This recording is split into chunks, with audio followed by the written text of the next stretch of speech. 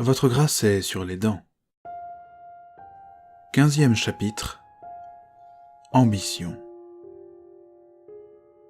Falco ressortit du sinistre sous-sol de l'hôtel particulier des Pistoles-Crèves sans aucune idée du temps qu'il y avait passé. Son unique indice temporel était une nuit profonde aux étoiles partiellement voilées par les lueurs artificielles de la ville.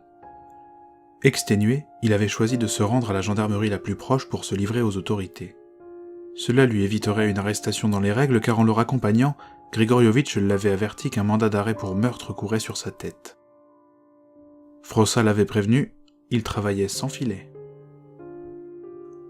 Le préposé de la gendarmerie arborait fièrement ses bacchantes réglementaires. Il ne semblait pas plus inquiet que ça qu'un homme suspecté d'un meurtre particulièrement monstrueux vienne le voir à une heure aussi incongrue. Il vérifia ses fiches et sembla se réveiller quand il tomba sur celle de Falco. Sans se départir de son stoïcisme, il saisit un stylo plume et rédigea une note. « Duplantier !» appela-t-il d'une voix stridente. Au bout de quelques minutes, un petit homme à l'uniforme débraillé et à la bouille fraîchement décollée de l'oreiller fit son apparition. « Télégraphiez ça en urgence !» ordonna le gendarme en confiant la note à son collègue. Quelques instants après la disparition du dit Duplantier, un vacarme infernal, sorte de tintement brusque et frénétique de clochette, fit sursauter Falco. Toujours d'un calme olympien, le préposé se leva sans perdre son suspect de vue et se dirigea vers le bruit qui provenait d'un gros engin fixé au mur. « Qu'est-ce que vous croyez ? On est moderne ici !» lança le gendarme à Falco en voyant sa mine incrédule. L'homme prit 2 petits appareils. Il plaça l'un au niveau de sa bouche et colla le second sur son oreille. « Oui, ici la gendarmerie. Officier Mancel à l'appareil. » Le gendarme enchaîna sur de courts palabres administratifs incompréhensibles pour les non-initiés avant de faire signe à Falco de le rejoindre. Il lui passa les combinés. La voix de Frossa grésillait dans l'appareil, comme s'il parlait depuis le pôle Nord au beau milieu du blizzard. « Sapristi, Toustin, mais où étiez-vous passé ? Vous avez semé une sacrée pagaille. Qu'est-ce que c'est que cette affaire avec la comtesse ? Ventre saint gris, vous deviez être discret !» Falco n'eut même pas le temps de formuler une réponse. « Les Russes parlent de revenir sur l'accord qu'ils ont signé avec nous cet été. C'est un fiasco sans nom, Toustin, un fiasco sans nom !» Pas besoin de répéter. Il avait très bien entendu la première fois. « Vous savez que ce n'est pas moi qui ai fait le coup. J'ai besoin que vous me laissiez carte blanche pour terminer cette affaire correctement. »« Christi, vous ne manquez pas d'air. Qu'entendez-vous par là ?»« Des moyens. » Frossa ne répondit pas instantanément. « Dans tous les cas, il est hors de question que je vous donne une réponse au téléphone. J'envoie quelqu'un vous chercher. » Sans plus d'argussie, Falco repassa le combiné au gendarme. Ce dernier hocha la tête en émettant quelques « d'approbation avant de raccrocher. « Un café ?» proposa le fonctionnaire quelques silencieuses minutes après avoir raccroché. Falco, agréablement surpris de la proposition, accepta bien volontiers. L'homme disparut, le laissant avec ses réflexions, seul devant le bureau de la petite caserne située à même le rez-de-chaussée d'un immeuble. Qui avait intérêt à saper l'alliance franco-russe ? Les relations avec les pays d'Europe étaient relativement bonnes. La seule réponse qui venait à l'esprit de Falco était le Second Reich. Les Allemands avaient remporté la dernière guerre et cette victoire était restée en travers de la gorge de bien des Français. Mais le Kaiser était ambitieux, il en voulait plus. La République était méfiante et fière, la Grande Russie était puissante. L'odeur du café bouillu envahit la pièce et le gendarme revint avec une cafetière et 2 tasses en fer qu'il remplit généreusement. Son air satisfait laissait supposer qu'il était extrêmement fier de son breuvage. « À la chaussette, il n'y a que ça de vrai !» devisa-t-il en levant sa tasse. La boisson n'était pas très bonne, mais Falco la but avec un sourire charmé. Un peu de vivacité ne serait pas de trop pour passer la nuit qui s'annonçait partiellement blanche. En dégustant tant bien que mal son café, il s'aperçut que le gendarme brûlait d'envie de lui dire quelque chose. Il finit par céder. « Vous savez, on fait tout un foin avec cette affaire dans laquelle vous trempez. » La phrase était arrivée comme un cheveu sur la soupe. Falco joua les courtois malgré son agacement. « Je vous demande pardon ?»« Les Russes ne font pas l'unanimité. Ces derniers temps, on n'arrête pas de coffrer des anarchistes qui hurlent au complot. » L'homme sucra son café et le touilla lentement avant de continuer d'un air suspicieux.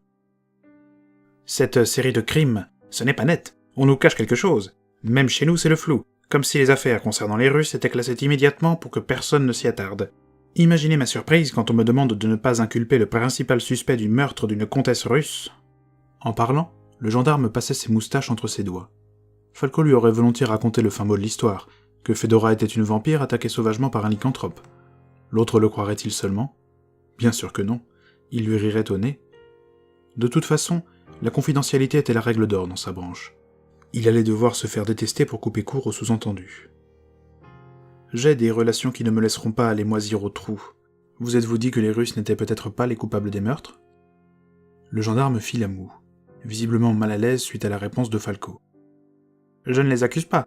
Je dis seulement qu'il y a anguille sous roche dans tout ça. Et si on poursuit ainsi, c'est droit dans le mur que nous allons. J'espère que ça ne dégénérera pas. »« Moi non plus, » fit Falco d'un ton amer en finissant son café. L'envoyé du bureau ne se fit pas attendre et arracha Falco à la curiosité du gendarme Mancel. Normal qu'il se pose des questions. Qui ne le ferait pas ?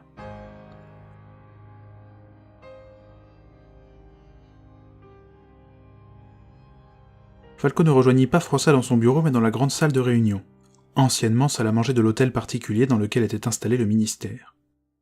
Une très belle pièce à la décoration baroque légèrement chargée, entrecoupée çà et là de hautes fenêtres ouvertes sur la Seine.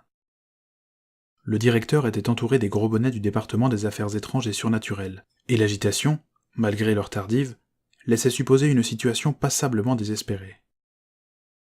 Falco remarqua dans l'assemblée les prodigieux favoris d'Arthur Pavlovitch de Morenheim, l'ambassadeur de Russie. Il était remarquablement vêtu et discutait avec Bertrand Frossat, dont les bacchantes rivalisaient sans peine avec la barbe de son vis-à-vis. Le directeur s'interrompit et congédia tout le monde lorsqu'il aperçut Falco. Le vide et le silence se firent. Seul l'ambassadeur russe était resté. Falco les rejoignit, et Bertrand Frossat lui fit signe qu'il pouvait parler librement. Il fit donc un résumé des événements de ces derniers jours. Le directeur du bureau lui confirma que sa version des faits correspondait bien avec celle de Loen-Guénolé qui était revenu la veille. Encore heureux. Les paupières de Frossat battirent comme les ailes d'un papillon lorsque Falco exposa les révélations de la comtesse. « Dame, voilà qui change la donne, on dirait. Monsieur l'ambassadeur, pourrez-vous confirmer ces affirmations ?» Pavlovitch hocha la tête. « Je crains que votre travail ne soit pas terminé, » reprit le directeur à l'intention de Falco. « S'il s'avère que nos amis russes sont innocents, cela veut dire que quelqu'un d'autre, probablement un spécimen vampirique, sévit dans nos rues.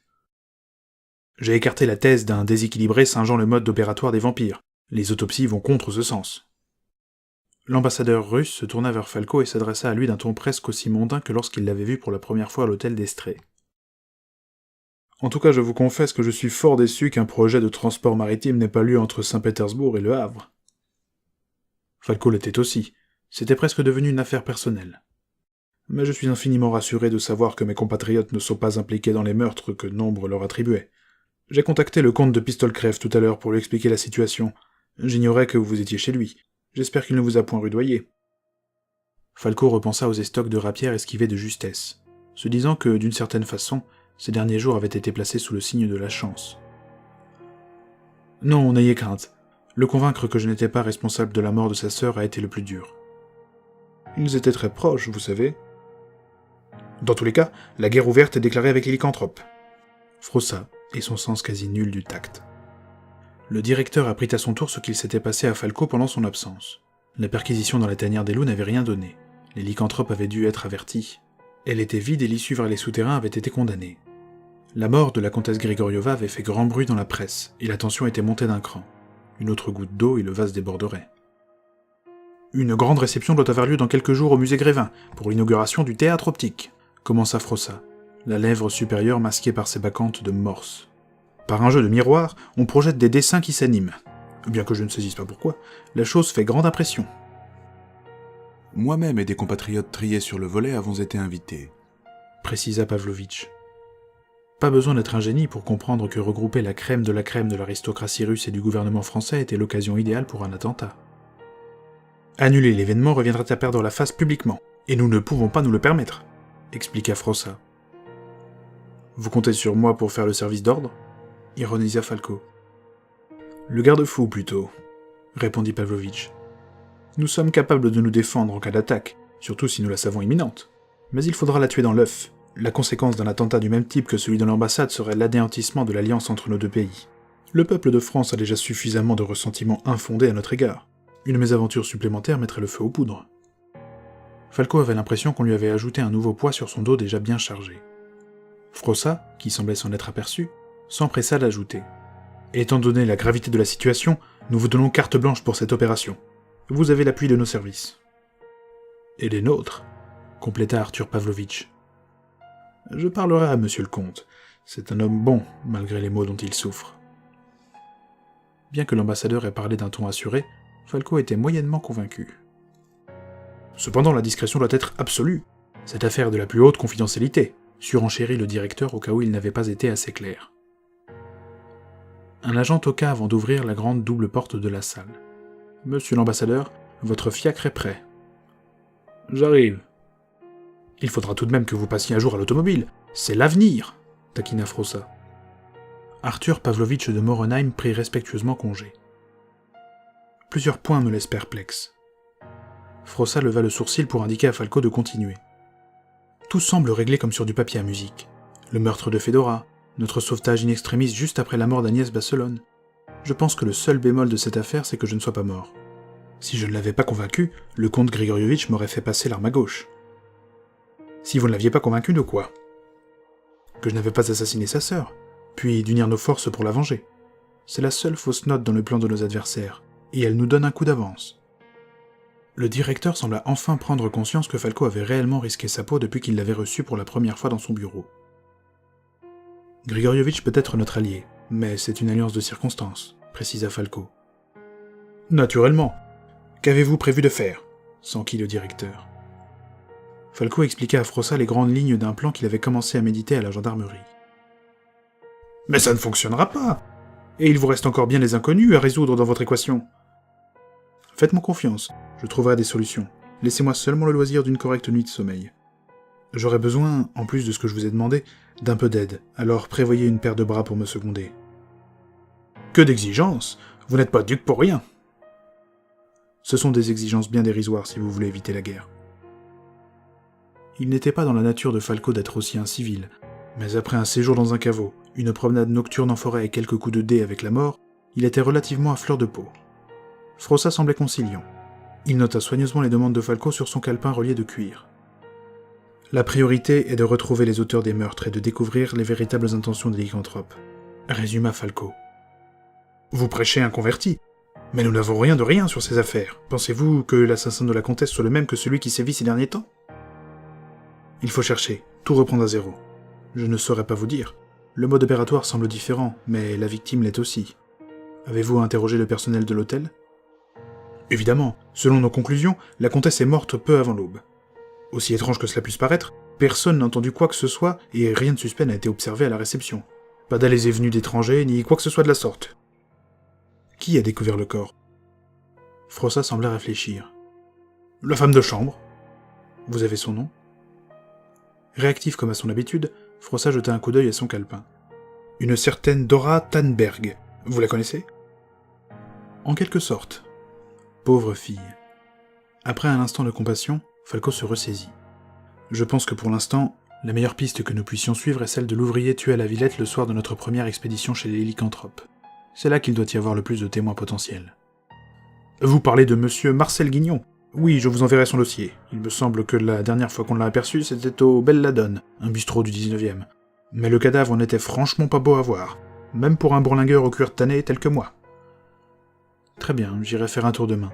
Il y a forcément des informations à glaner. J'entends bien, mais que votre cueillette ne s'éternise pas. Le temps vous est compté. Ça, Falco ne le savait que trop. Vous avez trouvé quelque chose sur Von Eisprach ? Je vous l'avais bien dit. En cherchant bien, on finit toujours par trouver. Monsieur Von Eisprach est membre d'une association que nous pouvons qualifier d'assez occulte.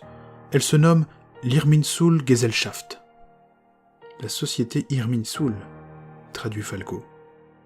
Vous connaissez ? Absolument pas. Mais Irminsul est l'arbre sacré des anciennes croyances germaniques. Il fut coupé sur ordre de Charlemagne dans les années 770, lors de la guerre contre les Saxons. Ils étaient encore païens à l'époque. Sympathique cours d'histoire, mais qui ne nous aide pas beaucoup, je le crains.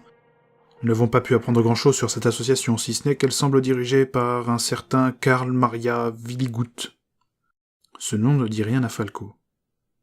D'ici à ce que nous en sachions plus, je suggère de continuer de le faire surveiller. Je vous fais confiance, j'espère ne pas mettre nos gars sur le coup pour rien, conclut Frossa.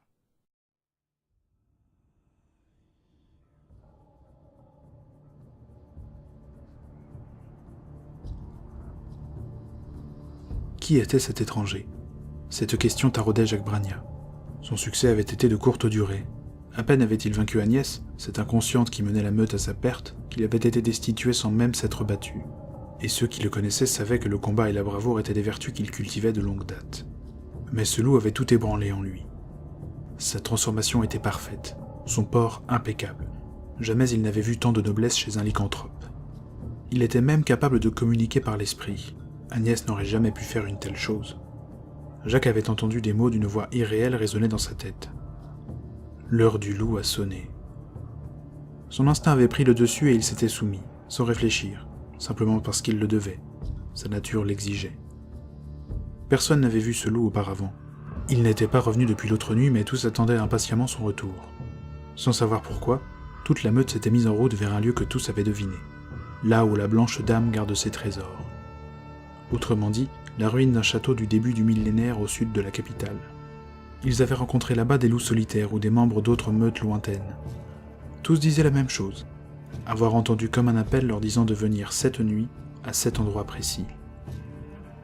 Les lycanthropes s'étaient rassemblés dans la vieille forteresse, encadrée par d'épais murs de pierre couverts de lierre centenaire. Des torches avaient été disposées çà et là, et tous attendaient dans un silence grave. Intérieurement, Jacques bouillonnait. Il sentait que des changements étaient en marche, et était impatient de les mener à terme. Les autres l'avaient aussi senti. Il arriva enfin, le loup rubis tant attendu, alors qu'on distinguait entre les cimes des arbres une lune lumineuse, pâle et remplie. Son pelage semblait vivre à la lueur des torches, renvoyant d'innombrables nuances de rouge, d'or et de bronze.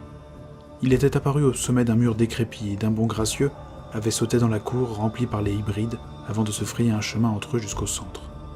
Jacques se sentait si grossier à côté de lui. Le loup rubis fit lentement un tour sur lui-même, observant les uns après les autres chaque louve et chaque loup, comme pour saluer chacun personnellement. Puis il hurla d'un cri perçant que tous accompagnèrent. « Sœurs, frères, je vous remercie d'avoir répondu à mon appel aussi nombreux. » Tous l'avaient entendu, pourtant ils n'émettaient aucun son. « Je vois dans vos yeux des attentes, et je sais que pour certains d'entre vous, elles sont longues. » Jacques croisa son regard alors qu'il entendait ces mots. Ce simple échange le fit se sentir plus fort. Vous attendez le jour où vous serez à nouveau les chasseurs, le jour où vous ne serez plus traqués par les proies, le jour où nous pourrons, tels nos puissants ancêtres, faire ce pour quoi nous sommes nés, veiller à ce que le juste ordre de la nature soit respecté. Tout en s'exprimant, il déambulait calmement entre les loups, les oreilles dressées et la queue droite. Cette aube pour laquelle nous patientons depuis si longtemps pointe enfin, et je serai celui qui vous guidera vers cette ère nouvelle. Je sais que nombre de questions animent vos esprits, et nous savons tous que le respect est une chose qui se mérite. Je ne déroge pas à cette exigence, et compte vous prouver que je suis digne de votre confiance. Certains d'entre vous ont déjà senti leur présence abjecte. Des vampires ont investi notre territoire. Il marqua une pause volontaire qui laissa place à des grognements haineux, auxquels Jacques participa volontiers. Vous savez que les humains se sont fourvoyés dans le choix de leur maître et qu'ils s'acoquinent avec eux. Les grognements se firent encore plus intenses. Toutefois, il est des ennemis qui ont compris leur erreur et qui se sont ralliés à nous. À peine sa phrase achevée, le silence se fit. Les lycanthropes échangèrent entre eux des regards circonspects. Sur le rebord de l'un des murs, une silhouette couverte d'une cape à capuche rabattue se découpa à la lueur des torches. Jacques huma l'air.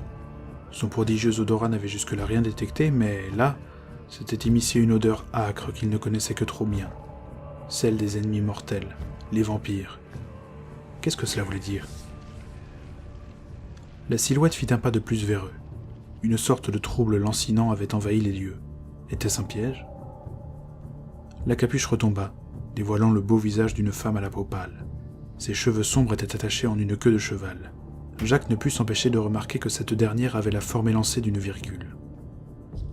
Sa fidélité, sœurs et frères, a déjà été prouvée, poursuivit le loup.